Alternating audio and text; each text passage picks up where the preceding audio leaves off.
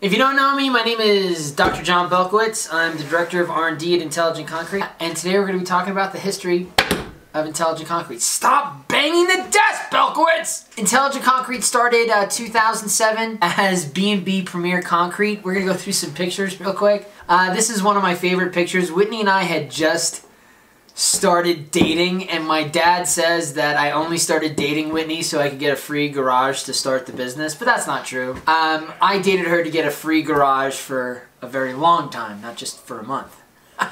Joking! Joking.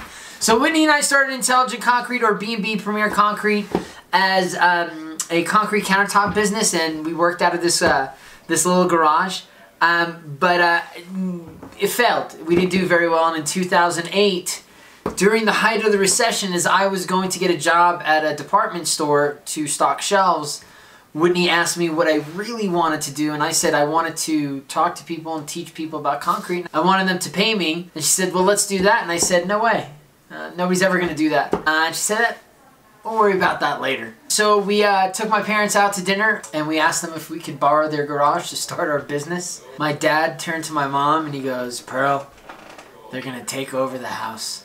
So here's our next lab, and this was in Freehold, New Jersey, and yes, we eventually not only taking up a 2-car garage, but also the dining room table, which upset Mom a lot.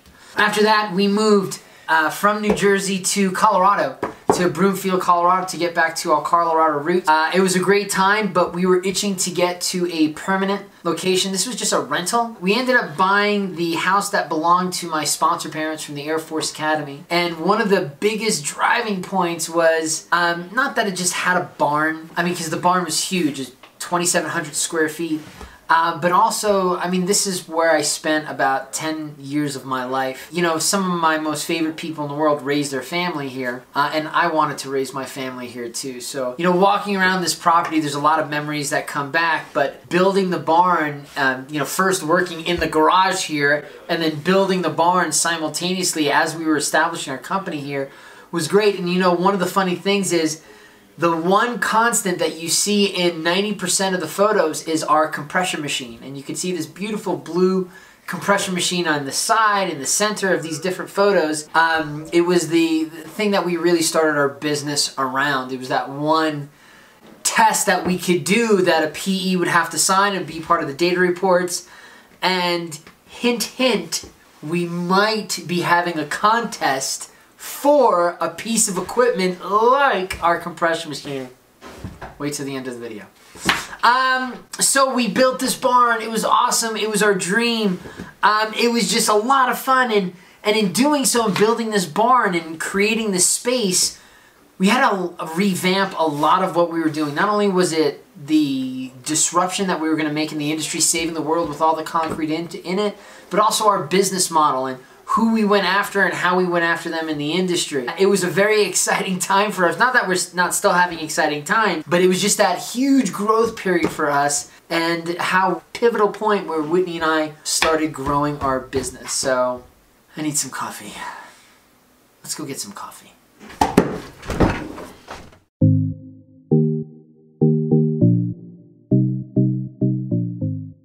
You know, there's this professor that I work with.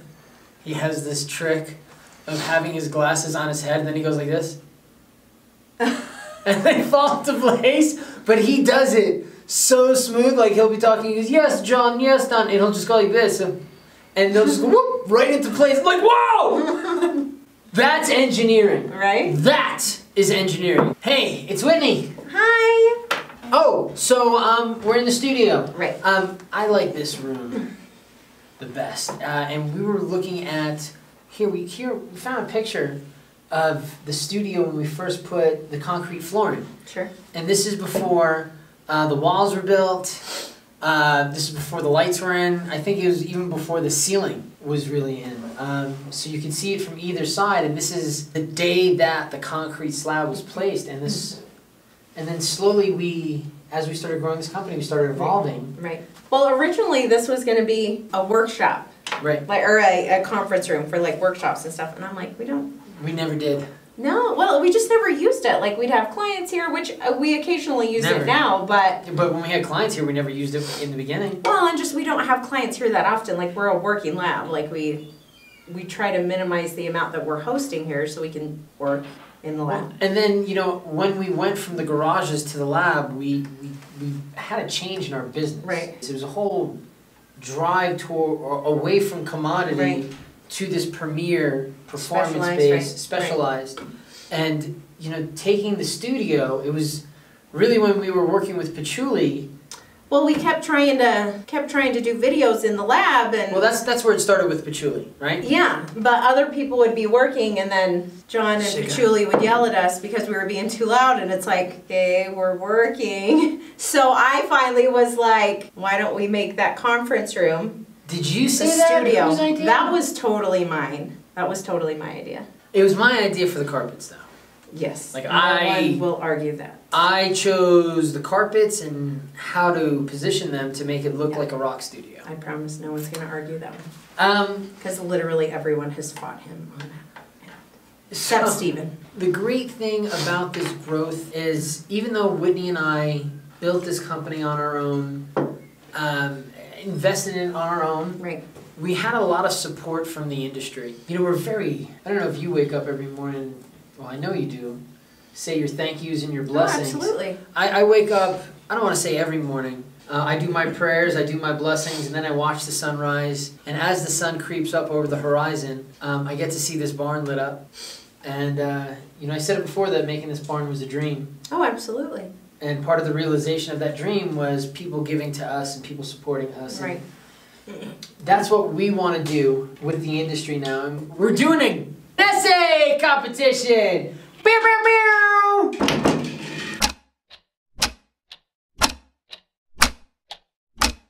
Topic 1.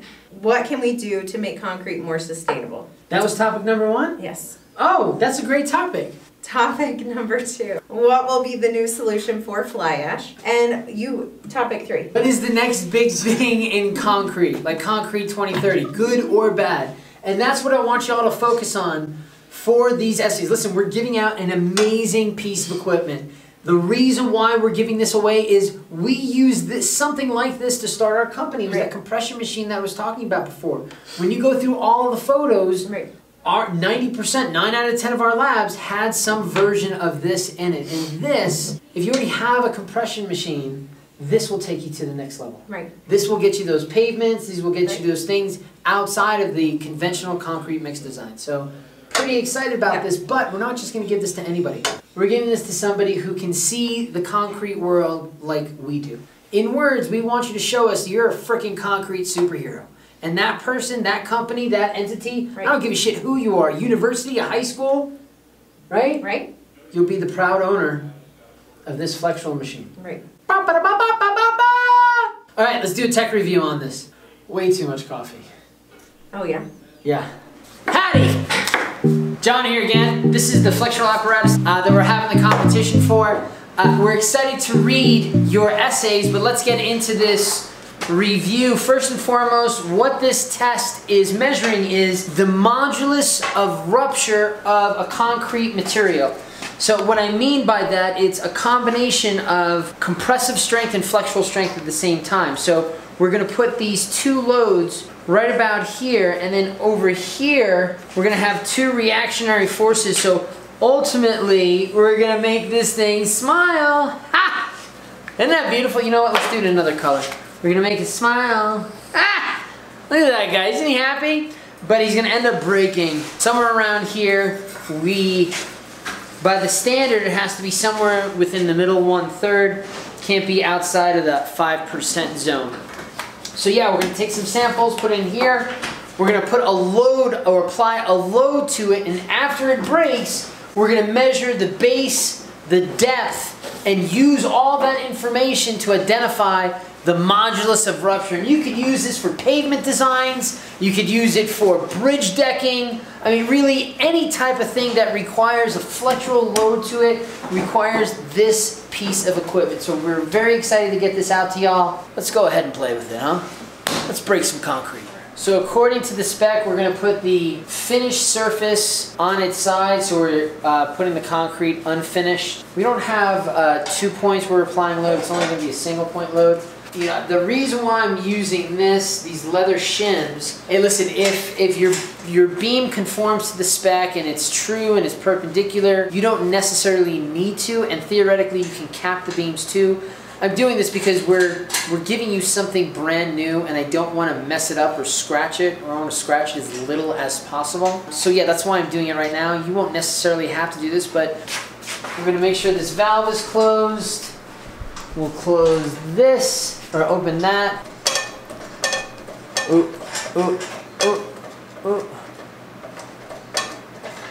Here we go. See it?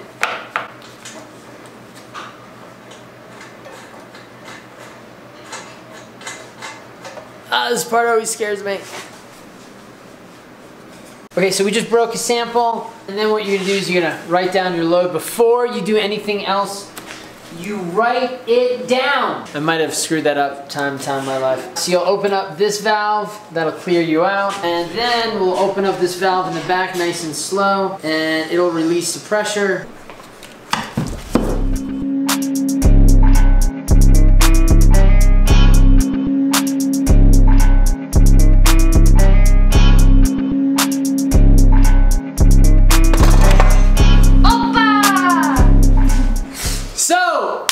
We've got submissions open right now, 3 to 5 minute read.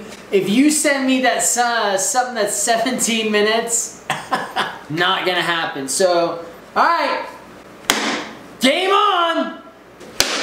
Go Concrete!